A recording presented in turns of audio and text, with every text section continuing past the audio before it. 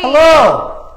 Wow, really? You tried to beat me to it. Hi, everyone. I didn't. Bethany here with the Puppy Academy. And here is Ask a Puppy Live Trainer Show. Wow, you just really threw me off. This You're is welcome. Sparky, but nobody cares about it. Hi, guys. This is episode number 54. Woo! That's over a year. Is it? It is. Is it? Yeah, 52 weeks. Yeah, whoa. Cool. Okay. Hey there. Oh, I just realized why we don't like the front and the back. It's because I can read through it. Because I can read through it. Just put something realized behind it. it. Okay. That looks great. I don't have anything plain. You got 30 books in here. Okay, a cute book. We don't want to advertise. Look, we have all kinds of cute doggy books in here. Okay. Anyway, we are going to start with a potty training question. 8 weeks old. Not sure who it's from, but it's one of our starting students. One of our starting students. About to be in school. Go Are you ahead done? and read it now. Theo is an 8-week-old puppy. He's, they just got him. They just picked him up. So they're curious about what their schedule for potty training is going to be like. They tried to take him out to potty when they first got home. He wouldn't pee on the pad. Then he promptly peed on our rug. How does an 8-week-old puppy, so two-part question. How long does an 8-week-old puppy usually sleep? Do we wake him up to accommodate our schedule? All good questions. First thing I would like you to do. No. I want to hold it. No. First thing I would like you to do is DM us and we'll give you our schedule of how we do things. I think Kimberly already sent that to them. Okay, well, anybody else out there, if you're curious, you can DM us and you'll get our, Puppy Academy schedule. I think it's on an 1.5-hour rotation to start with. Usually start with, or 1 hour and 30, depending on how old they are. But Theo family, at night it is different. I would try to do a 4-hour stint in crate. And if I get up at 3 a.m., I'm gonna wake my puppy up. I'm gonna be honest. In that regard, I'm gonna wake my puppy out, take him outside, try to get him to pee, bring him back in, and they might whine because I woke him up, but I'm gonna try to go back to sleep. During the day though, if I can, I would be a bit flexible. We don't really like to wake sleeping puppies. Don't wake the sleeping baby. Yeah, unless we absolutely have to, okay? Now, Like you have to go to work in an hour and you Right. don't have time not to do it then. Right. Now, if I'm in a situation where the puppy already is learning, I whine to go potty. Now I whine to get out of crate. If you start to see those things, that's a problem, and then we might have to wake the puppy up. So there are always exceptions. Please understand that. We want to tailor this to you and your individual puppy, but that takes you getting to know your puppy. Can I unpack that a little bit? Just to be clear. No, we're going to move on. We I cannot answered move it perfectly. Did you? Yes. Okay. We'll come back to that. No, go ahead. What are you saying? What she means by that is if you have a puppy that wakes up and instantly starts whining because they have to go potty, that means that you have to wake them up a little bit earlier because you don't want to have a puppy whine, open the crate, take them out, because then you're promoting the whining and you're rewarding the whining. Yeah. Pretty good, right? It's almost like we've been doing this for a while. It's almost like he knows what he's talking about. Almost. Okay. Almost. So I want to directly address the situation when you got home and the puppy didn't go on the pee pad. If you're using a pee pad, I don't care what the box says. Puppies don't know to go on the plastic smelling pee pad. There's no scent thing that they come with that smells they like try the mother. They try to say that, but it doesn't work. They want to go outside on the grass. Okay, that's where they want to go. Now, if you can't do that for some reason, I would highly suggest if you have a balcony or something, get one of those potty patches. You don't have to. You definitely don't have to. But man, they pick up so much quicker to go on some sort of grass situation, not fake grass, the actual grass. It makes things so much faster if you can't take your puppy outside for some reason.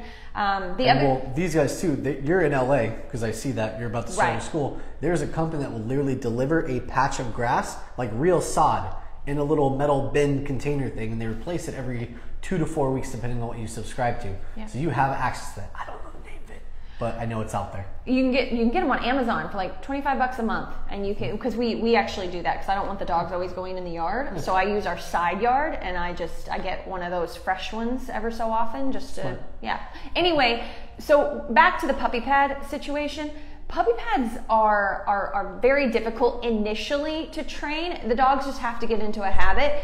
The way they get into the habit is they have no other choice. So what I mean by that is they're in crate, small enough to where the dog can only turn around, stretch, lay down, and then you bring them back out to their puppy pad area. It can't be one puppy pad. I would say you need 4, like bigger area, 4 puppy pads. It needs to be blocked off by a gate, or your puppy's on leash. A gate is going to be more beneficial. Easier too.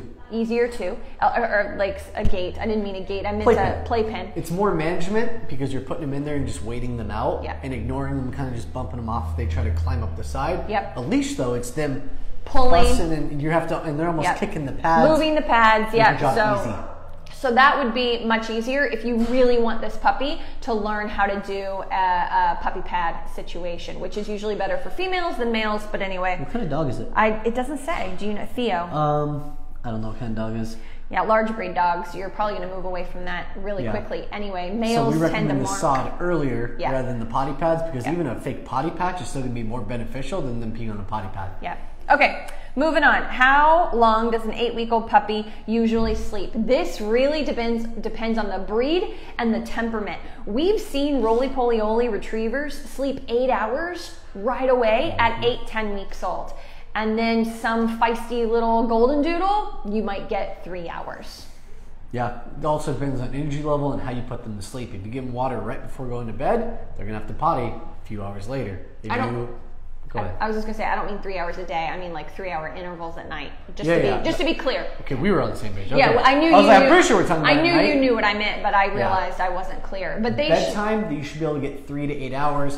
Crazy high energy dog, maybe a little bit less. But if you do slower activity throughout the night, between 5 to 7 is kind of like the quiet time to help them settle. You give a little bit of water, maybe at 5 p.m. as the last time, especially if they're prone to waking up after a few hours of going to sleep. And you do one final potty. No matter what, you have to get one final potty before you go to bed, not the dog. Right. Dog's going to be out by 5 p.m., maybe 7.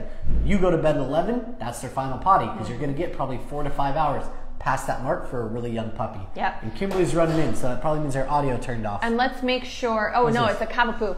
Oh, the dog's a cavapoo. So it's a smaller. I love having backup. Thank you, Kimberly. Thanks, Kimberly. It's a smaller dog. So it is a smaller dog. So anyway, during the day, it's different. Their cycle throughout the day is going to be totally different. Sometimes at night, they'll pass out all night, and then in crate, during the day, you're lucky to get an hour before they wake up. So let's make sure that they have a zen area where the crate is covered. It's dark in the room. The window blinds are closed. You're playing radio, music, TV show, something to drown out outside noises. Friends. Friends is great for that. Or my recent thing is the baking show, the British baking show. It's my recent one. Oh, yeah. Why? Yeah.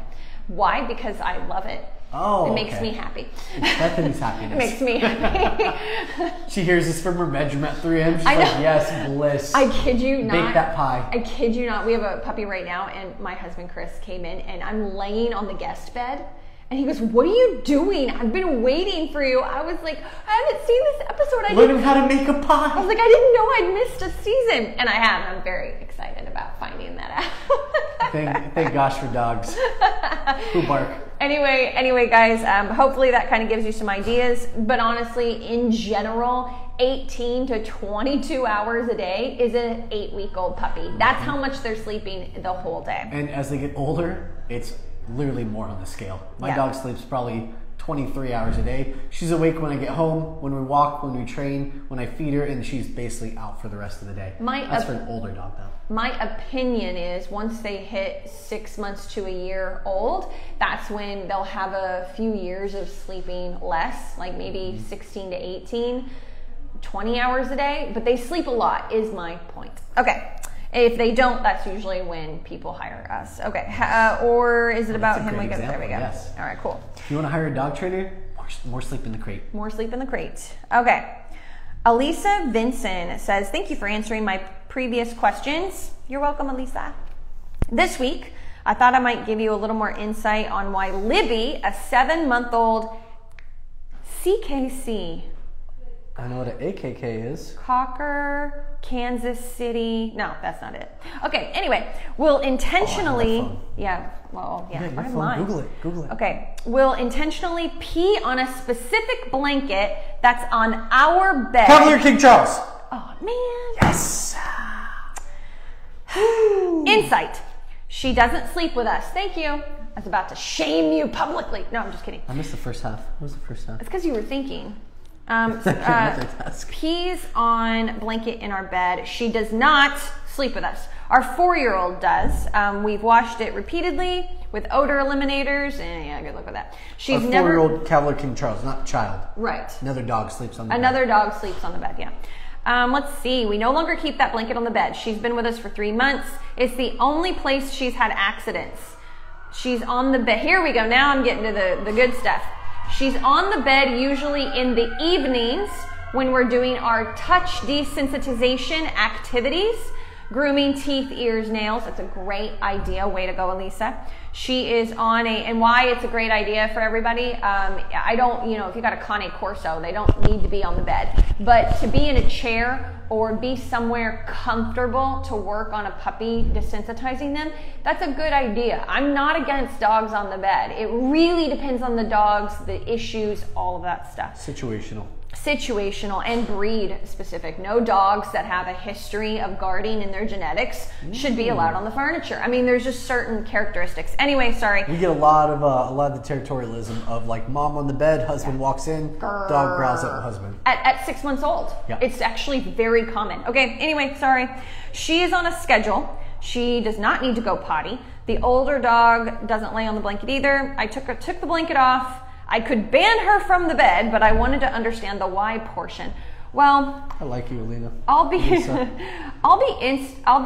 honest, Elisa. She did ask another question, but it's related to something else.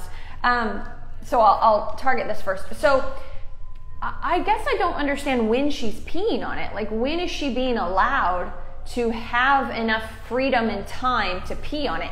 It's very possible that she's desensitizing her, stops petting her, tells her to lay down for a bit, and she goes on it and pees. That's possible. I think it's a comfort zone. Jumping up during the bed? I think it's a comfort zone. It's and comfort. Maybe there's a little too much freedom in the house to where she's able to eventually make her way to that bed. Yeah. But let me ask you this, Elisa. Are we allowing her to jump on the bed for this desensitization start? Or maybe do we have a little mini dog bed, like a little cushion that we can put on the bed, put her on that as almost like a place. Even put it here. Have control over that little bed, and you lift her up and put her onto it. So at least there's no jumping on the bed freely. It's mom picking up and putting her on, mom picking her up and taking her off. You take away the access of A to B, and then she starts looking to you as C. Even if you, let's say that she's big enough to jump on the bed. I don't know if she would be, but I know beds are all different heights. Springs in the legs. That's true. I would say it's really important. It's okay if your 4-year-old dog doesn't do it, but the first 2 years of owning a dog, it's about teaching them expectations. So I would make sure that the bed is permission-based only. So you're not just like, puppy, come here, and she just kind of hops on and off. She goes and gets water while you're watching a movie, comes back, jumps on the bed again after you've done your desensitization. Just make it more organized than that. If she knows it's nighttime, pet and cuddle time and desensitization time, she needs to walk up to the bed, sit, pause. If she puts her paws on the bed, you need to wait. This is my bed, not your bed. I know that sounds mean, but that needs to be the way it is. We love it. That's how it needs to be. It needs to be permission based. That's not going to fix the pottying. I'm sorry. We're just trying to check all the boxes. So the issue with the pottying, I agree with him. I think it's just a comfort thing. I think it either smells like you or smells like the other dog, or maybe the puppy had a few accidents on the blanket when it was little, and now it's a habit. It could be a number of things. My little dog, who's 15 now, her whole life, when she has gotten a little bit nervous about something, she's a nervous dog, so we could have had a rough walk, and she would always come in and go to her dog bed and pee. Why? Because that's where she was comfortable. It made her feel good. And I'm not saying it's related to nervousness. It could just be a comfort issue. Overexcitement even. Overexcitement. Running around the house doing zoomies. She disappears for 5 seconds. You're like, oh, no big deal. She comes running back. You're like, oh, she's back. She ran on the bed and peed. Yeah. And then came back to check in with you.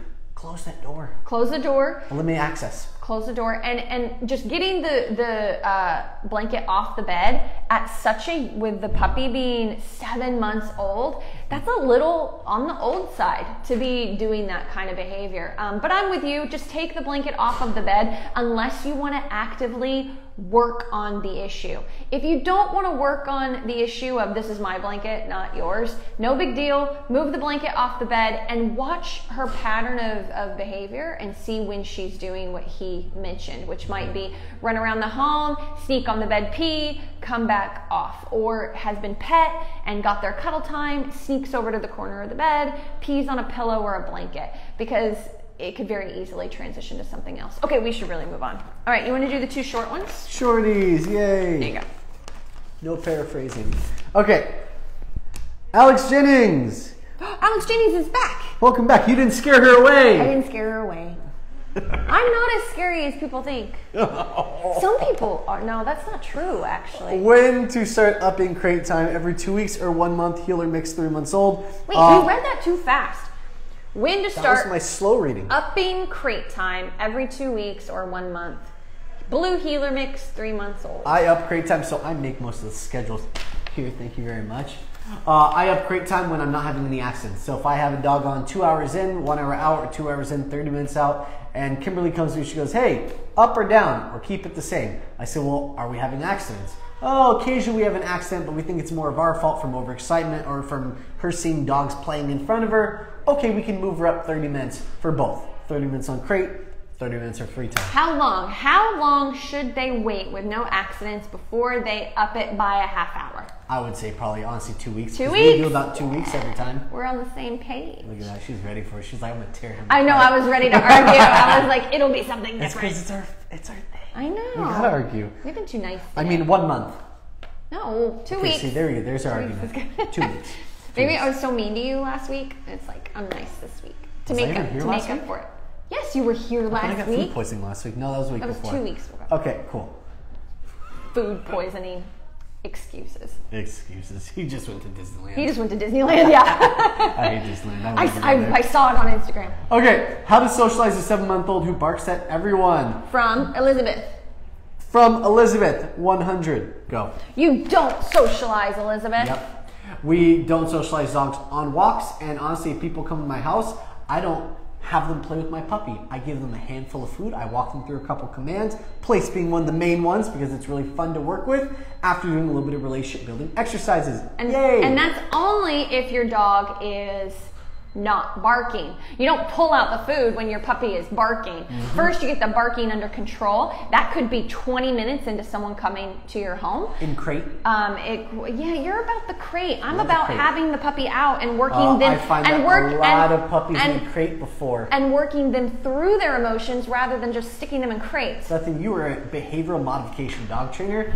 I would say if we have 50 people watching this right now, 2 of them actually know what the heck you're talking about. It is very challenging to work a barking dog like that. I recommend crate 30 minutes before they get there, 10 minutes after they get there, and then attempt to bring them out with food if they're not barking and try to work them below threshold, which means far enough away. And then when you're out on a walk is when you can work on their actual behavior if, you know, you do what he says when people come over to the house. So, Elizabeth, what I want you to do is work your dog on leash in the home. 10 minutes every day, and if you need to take that 10 minutes out of their walking time, do it, because that's more valuable than a walk anyways. Because that's how important it is. So what you're gonna do is you're just gonna do turn, good, piece of food, keep walking, and then you go down into your living room, and before you hit the wall, turn, bend down, piece of food, go around the coffee table, stop and sit, food. Get your dog in the habit of working. I would prefer you do this if you work from home, because a lot of people do now, so that's just an assumption. The best time to do this is in the morning, a little bit late, so they don't get fed breakfast, and you try to feed them their meal while you're working with them, maybe an hour to 3 hours later than they're used to, so they're a little hungry to build up some good habits. So try to use their meals instead of treats, is what I'm trying to say. 10 minutes inside for a week, and then when you're out on your walks, instead of going for a walk, I want you to just go in front of your home or your condo or apartment building and just do the turns. Turn food, turn stop sit food over and over and over again. And then as you see a person coming at you, you want to advocate for your puppy. So you do what you've been practicing. The muscle memory will kick in after some time potentially, and they bark, bark, bark, and it's like, let's go, turn, and they probably won't take food because they're looking back at the person. Keep moving, let's go. Just stand up straight, be commanding, keep moving. Walk with purpose. Walk with purpose, and eventually you'll get to where you advocate for your dog by bubbling around people and keeping their attention. That's what you're gonna work up towards. And then the other thing I would say is, Dakota, come here. Dakota, hop. So you see, okay, gosh, all the way committed. up. Okay. So you see how these little ears right here, when those little ears go forward at a human, that is when you're gonna go, puppy, let's go. You know, and you're gonna intervene, you're gonna interrupt the arousal. Because anytime those ears are forward, that's what that is. It's arousal. And it could be from nervousness, excitement, prey. It could be from fear. It could be from anything. You get that alertness, you want to intervene right away when you get that forward motion ear. Now she's a German Shepherd, so when she's relaxed, her ears are still up, but they're to the side. Sorry, Dakota. This is my dog, by the way. She's like, what is happening? A very common misconception, though, is that people are supposed to socialize their dog with every dog and every human they see for the first couple months. It is literally just a misconception. Most dog trainers will not say that. Most dog trainers will actually say the opposite, which is learn how to exist around people and dogs without acknowledging and moving towards them. Existence and listening to you. That is all you need to care about right now. I'm not trying to be mean. I swear. She just naturally is. But I just naturally am. But 7 months old, it's kind of old to think that you're going to rewire your dog's brain to love every dog or human. Truly the amount of barking you're getting, I don't know what the intensity is, but you might be at a point, honestly though, that you might need to seek one-on-one trainer, to a behavioral modification trainer, because you might be a little too far down that rabbit hole, and I'm not saying you are, but if you can't even get your dog to look away, you're too far. Yeah. And you need help. So I'm not saying the ship has sailed. I'm just saying that your focus needs to be on seeing a dog, a person, and just being able to chill, okay? And we're actually not, we still have 8 minutes. It's a miracle. We have a whole huge question left. I know, but anyway, I was just saying, okay? Just saying. So it stressed me out. It was like it's supposed to be a positive. Okay, so the other thing I would like you to do is go to public places if you can, where there's quite a few people, and kind of put your puppy right in the middle. Now this is only after you've practiced the other stuff that I mentioned for a few weeks. Is you're just working in your neighborhood on your block, and every time you see a person, you're turning and moving away and keeping your dog's attention. You're not avoiding because your dog saw the person, or you're bubbling out and around and you keep moving, okay? So the other thing, after you've got some focus and your dog seems to be looking to you more and trusting you more, go to a public place and hang out 20 feet from a kid's play area, and just have your puppy sit, or maybe they can't even sit because they're nervous, stand next to you, and you just hang out. Little kid runs up to say hi to puppy. What do you do? Oh, no, sorry, we're training. Mom, get control of your kid. No, I'm just kidding. Don't do that. But just say, no, I'm sorry, we're training. And maybe at the house, practice with a little rolled up kitchen mat for place command. Teach your dog place, and take that anchor, because it's an anchor that builds a lot of confidence, down to the park with you. And put that mat out and do place, let's go, turn. Place, let's go. We're doing that with Piper right now, which is a really young 16-week-old Chihuahua that barks at everybody. So it anchors her, it helps her feel confident. And then when those little ears go alert to one random person walking through the kids area, I go, Piper, let's go. Good, place. So I redirect them, and I might give them a little tug of the leash, like, hey, come on, good job. And so anyway, just keep that in mind, interrupting arousal, get your dog out there working and not going for like a long walk. Dakota, she has a history of barking at dogs, especially that mad dog her, which is like the creepy focus, like stare at her. Even if it's friendly, she's like, excuse me, Why are you staring like that? And so a long time ago, she used to be reactive, and she'll still grumble occasionally. And when I get that, I'm like, okay, even though we were walking for 30 minutes, now we're working, okay? So turn, stop and sit, especially if it's a dog behind a fence. We work that fence and bubble out until she calms down. Okay, I'm done. Elisa. You done? Yeah, the long one. Oh, okay. Were you even listening to me? It was such good advice. I tuned out. You tuned out. You really... You answered the question like 5 minutes ago. No, I didn't. Okay. I gave her the full... You said that...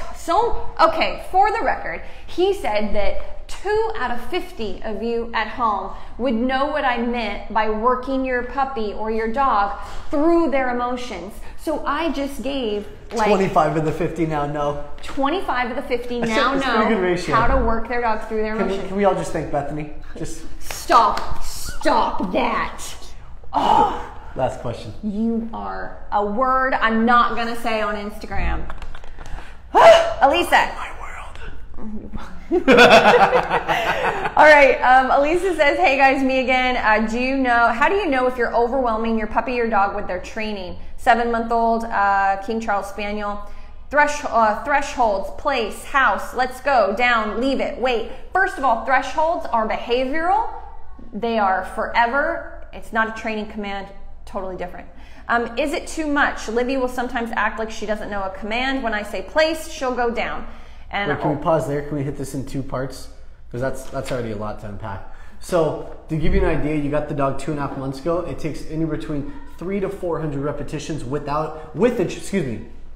a training tool, and you can look up all the different ones.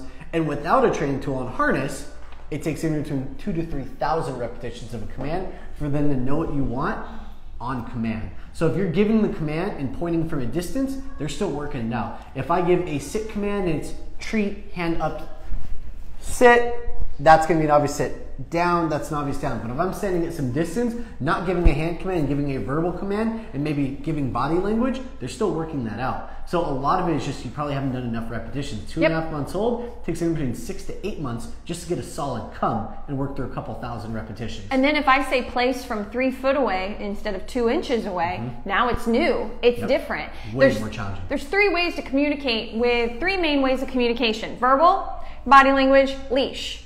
So you might have been doing a lot of this, and like he said, maybe you're not doing as many hand motions anymore. And so the dog is learning more the word instead of the hand motion. You know what I mean? There's probably quite a few little tweaks here that your dog is still working out. And 7-month-old, that's old enough to start practicing this, but you got to give more. If you're doing no verbal or no hand command, but you're standing next to it and saying place, you may have to go more than, you're going from 2 inches to 3 feet, but I'm going back to a big point and big obvious arm commanding point. By more, he doesn't mean more commands. He means more proofing, more challenges, different types of guidance because you're challenging them more. Everything you just listed, we work with the puppies their first week. Yep. You know, like repetitions. At 8, 9, 10, 11 weeks old. So no, you're not doing it too much. Okay. Well, what about the amount of time in a training session though? Oh, that's true. So all dogs are different with how much focus that they have. And so if you think she's losing drive to work, and it's only been 5 minutes, then you need to build her ability to focus slowly. Okay. Build her ability to focus slowly. Libby will sometimes act like she doesn't. Oh, I already said that.